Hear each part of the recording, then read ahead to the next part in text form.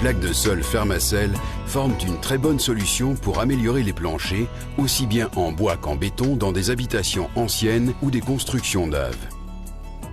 Les plaques de sol Fermacell constituent aussi la solution idéale dans les bureaux, les écoles et les hôtels.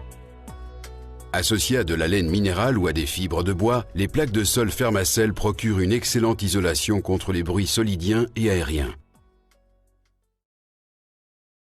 Ces éléments de plancher assurent en même temps une remarquable isolation thermique. Du fait de leur légèreté, les plaques de sol Fermacell ne posent pas de problème à la structure porteuse. Elles conviennent donc parfaitement à un usage sur des sols en bois préexistants.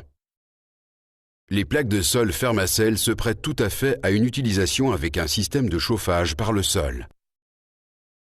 Nous allons illustrer la rapidité et la facilité de mise en œuvre des plaques de sol Fermacell au moyen de l'exemple suivant.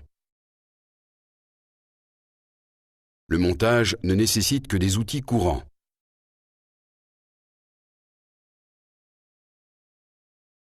Contrôlez la planéité du plancher et sa portance.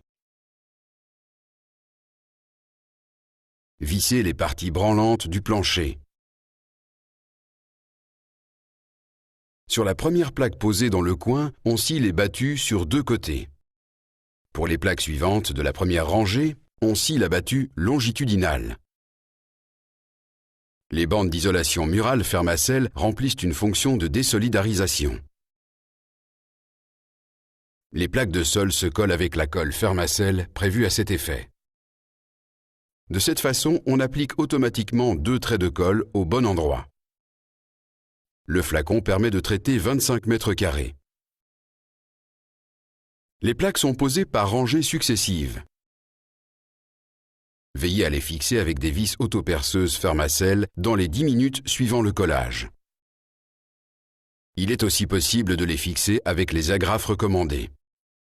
Dans les pièces de plus de 20 mètres de long, il faut prévoir un joint de dilatation. Les restes séchés de colle sont ébavurés à l'aide d'un grattoir.